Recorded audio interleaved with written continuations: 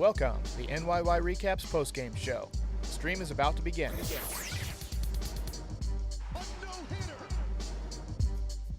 Ball game over. Yankees win. What a throw by Judge. It's a triple play.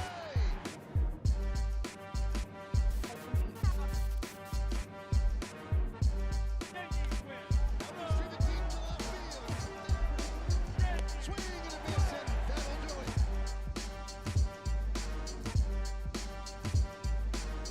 Before we get started, a few highlights from today's game. 1-2. Did he go? Yes, he did. Again, Michael, this is the new age hitter. They cannot lay off. Swing and a miss. A rope to right. RBI single for Candelario. Grossman scores. Harold Castro. Swing and a miss. Awesome. And then he crushes that one to right field and ties the game. See ya. Grounded right to Odor. And Cole and the Yankees work out of trouble.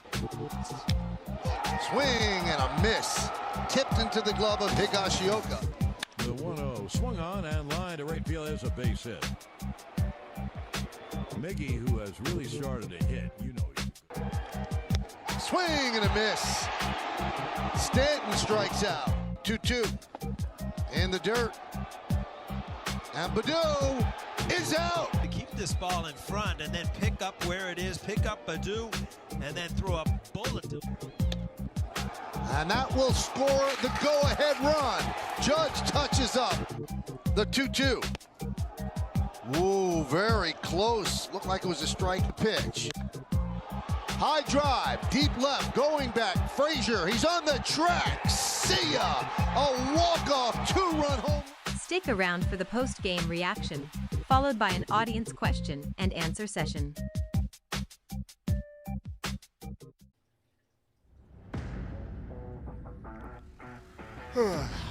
Wow. Worst loss of the year, in my opinion. Can you hear me? I always got to check now. Worst loss of the year, made even more horrible by the fact that the Yankees actually won the game. The umpire was atrocious, blew a big call with 2 outs in extra innings on 2 strikes, led to a walk-off. Now, no one play makes or breaks a ball game. I'll get to that, but that was a tough one. That was a tough call to lose. Before we get started, the Estevan Florial era is on pause, sent down so the Yankees can welcome back Giancarlo Stanton. Stanton struck out in his first at-bat on a fastball right down the middle. And I continue to wonder why the Yankees do that. Because with 2 strikes, you've got to be looking fastball when everybody throws as hard as they do, especially Casey Mize. This guy throws upper 90s. And Stanton, you know, just, I don't know what he's looking for. Fastball down the middle, strikes out. He had a rough night.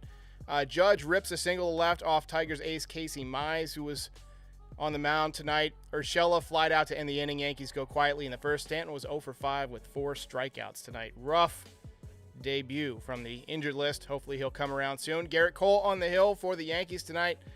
Works into a mini jam in the first, but got out of it. He was pretty much grinding all night. He wasn't quite the Garrett Cole we've seen at times this year.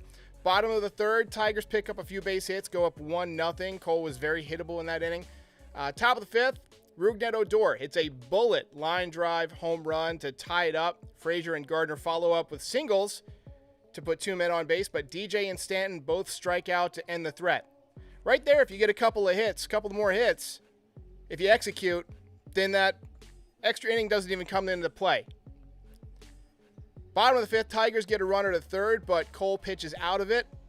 1-1 after 5. Top 6, Casey Mize out of the game. Best name in baseball, Funkhauser. In the game, Yankees put 2 men on base again, but don't score. I want to hear in the chat, who are your favorite names in baseball? Best names in baseball. Hashtag best names in baseball on Twitter if you want to tweet at me at Musings of Derek. Gio Urshela walked on 3 balls in the 6th, and pretty much nobody noticed. I didn't notice. It's one of those things, it's kind of like when you are going into a strange building. Confident wave and a clipboard will get you into pretty much any building in the world. If you do something confidently enough, like he did, walk to first base on 3 balls, enough people will believe you. Bottom 6, Garrett Cole grinds it out, and ultimately the Tigers don't score, but not his best stuff tonight, not his best command tonight.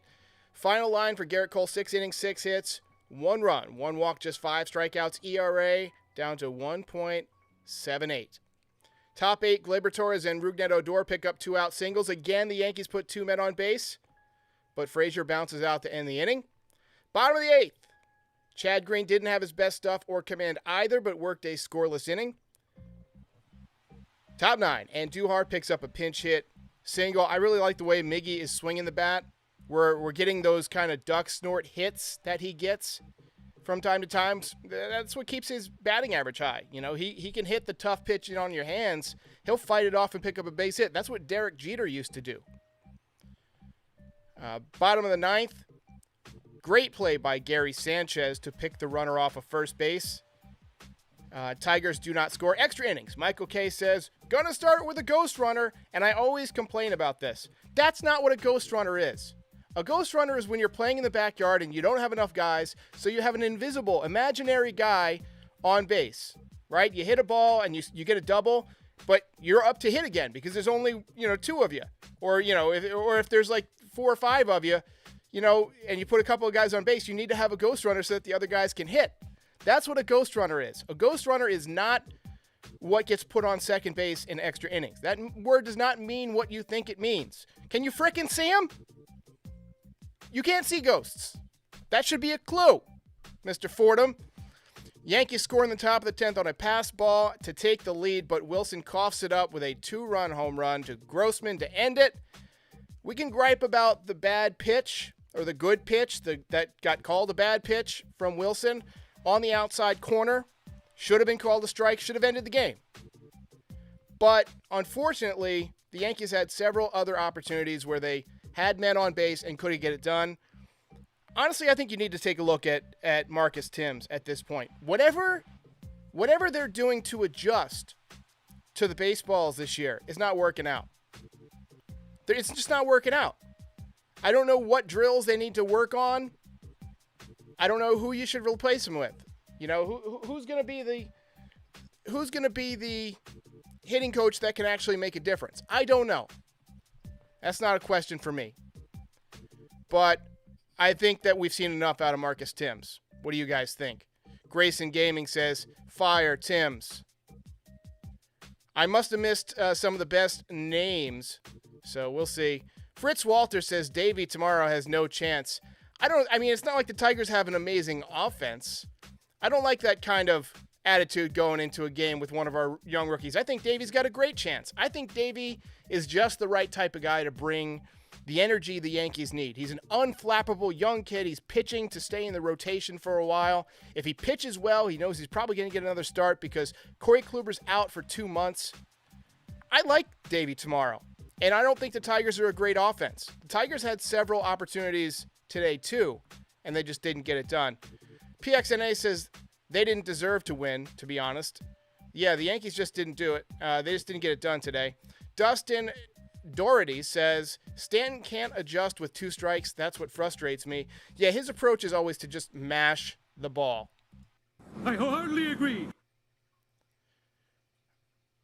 Yoelvis Hoop says, Timms needs to go. I feel like people are on board with reevaluating this hitting coach plan, Ulysses Leon says hitting was working last season. This isn't last season. The balls are different. The approach from pitchers is different. Baseball is a sport that changes from year to year. Some years, speed and defense are the thing. Other years, pitching is the thing. This is the year of the pitcher. And the approach that the Yankees are taking is not working. I don't know if it's the swing paths. I don't know if it's the going up there looking for long balls. I don't know what it is, but the long balls aren't there. And they're just not getting enough hits with runners in scoring position.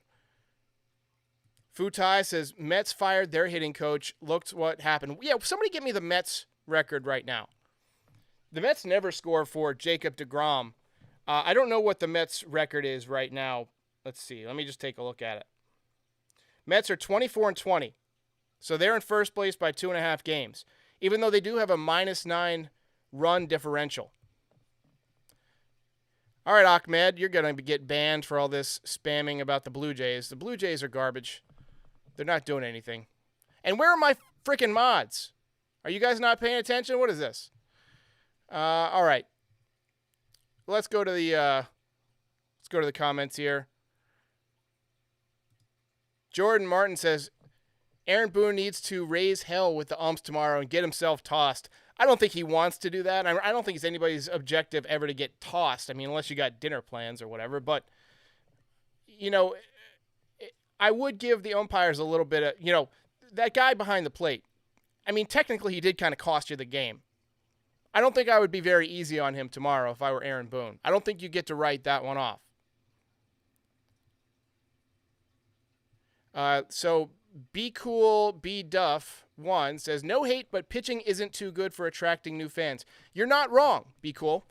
Your username reminds me of that Get Shorty movie. Be cool, be cool. Or was it?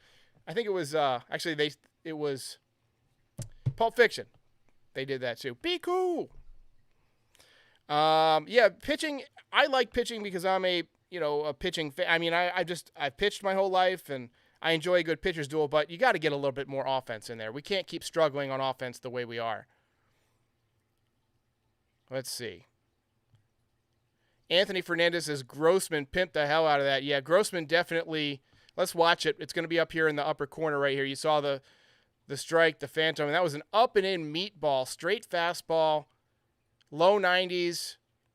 It looked like middle in, bell tied. That's what they call a cock shot. Dustin Doherty says, was putting Wilson in there some kind of a test for him to see if they can keep him on the 26-man roster? Yeah, that was an interesting move. I don't know if I would have gone to Wilson there. He's been pretty much your least effective reliever. I think I would go with somebody who gets a lot of strikeouts, especially with a man on second. I don't know if Lucas Litke was available today. I think he pitched yesterday, but he should have been available. He gets a ton of strikeouts, and he didn't pitch. You know, you went to Peralta in the 7th. He worked a good inning. You had Chad Green in the 8th, and then you worked Chapman in the 9th. Justin Wilson can't be your next guy out of the bullpen in a close game. I'm sorry. You got to go with either Loaizaga, and I don't know how available he was. He just pitched. Or, possibly Lucas Litke. I don't think I would have gone with Justin Wilson. I mean, the guy's got a 6.08 ERA. I just a bad move. Lori C says, why did Chapman come in the 9th in a road game? Well, it's, honestly, you usually bring the closer in the 9th at home because there's nothing to save.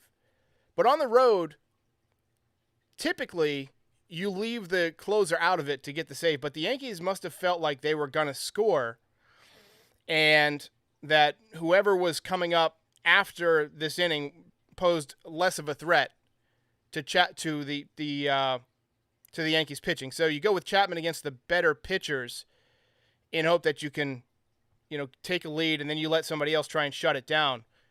I'm having trouble explaining it. That's a really good question. It reminds me of Major League 2. Taylor must be thinking, I don't know what the hell he's thinking. All right, guys. Yankees lose this one 3-2. I'm going to play the losing horn.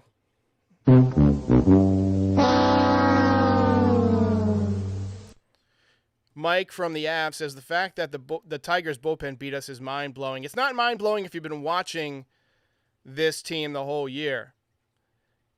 CC Art says, hey, almost 13,000 subs. Yeah, we are at, last count, actually it was weird because when I woke up today it was at 12,994 and I figured I would for sure get there today. But then when it did like an update later in the day, and I guess like it removed like dead accounts and bots and stuff like that. And so it dropped it to 12,960. So I had about 25 or 30 a day. So it'll probably be a couple of days, but we'll get to 13,000. I've got 20,000 circled on my whiteboard, hoping to get there this year before the playoffs. If not in the playoffs, we'll see. I do know this, that during the playoffs, I'm going to be watching the game from my couch. So I'll be able to do watch parties. I've set up this new desk that I can hook up the camera and just face it against my couch. And that'll allow me to do watch parties for every single playoff game. because we're not going to have highlights really for the post game because I'm going to be watching, and typically the highlights come out a little bit differently. It's harder to record in-game action during the playoffs, but anyway, it is what it is. The Yankees drop a tough one. I will be back on Sunday. I'm taking tomorrow off. Hey, we got a super chat from G Cole 45. Hey, if you're going to super chat, you should write a message so that I can answer a question or something. Just putting that out there in the universe. But, I thought Garrett Cole was pretty solid today. 6 innings, 5 strikeouts, so he didn't have the strikeout pitch working. His command wasn't great from the get-go. He had a lot of long counts. He was at 100 pitches basically through 6 innings, so he wasn't super efficient. Just not a great day for Garrett Cole. It looked like it was cold and uncomfortable. It was tough on the hitters, though, so, I figured he would be more efficient, just run that 2-seamer in on guys' hands. But it is what it is. Richard says Cole's location has been a little rough for the past 2 games. Yeah, even great pitchers like Cole. Nobody goes undefeated. Great pitchers have 7-8 losses a year. Even when Randy Johnson was dominating baseball in the early 2000s, he would have 5 or 6 losses a year. Pedro Martinez would lose 6 or 7 times. Garrett Cole he didn't lose this game. He pitched well enough to win, but he doesn't get the win because the Yankees choke, late in the game. The win would have gone to Aroldis Chapman.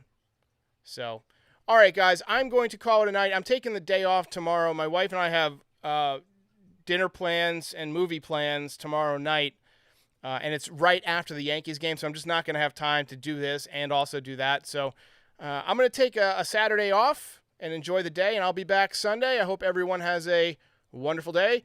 Please subscribe to the channel. Please like this video, and go ahead and sign up to, or subscribe to the Frieze by NYY Recaps on all your favorite podcast platforms. Here comes the outro that you all love, where we'll get more information about that.